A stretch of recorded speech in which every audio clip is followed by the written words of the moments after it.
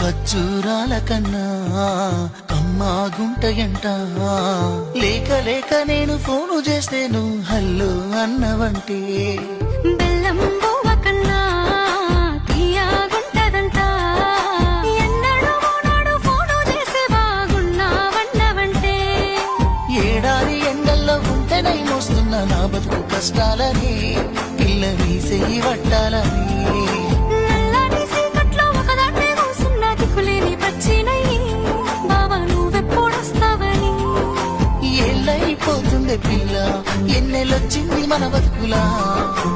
ఏలైపోతుండే పిల్ల ఏలు వట్టంగా వస్తున్నాయా. ఇన్నాళ్ళ ఎడబాటు ఎడవాసిపోతుంది.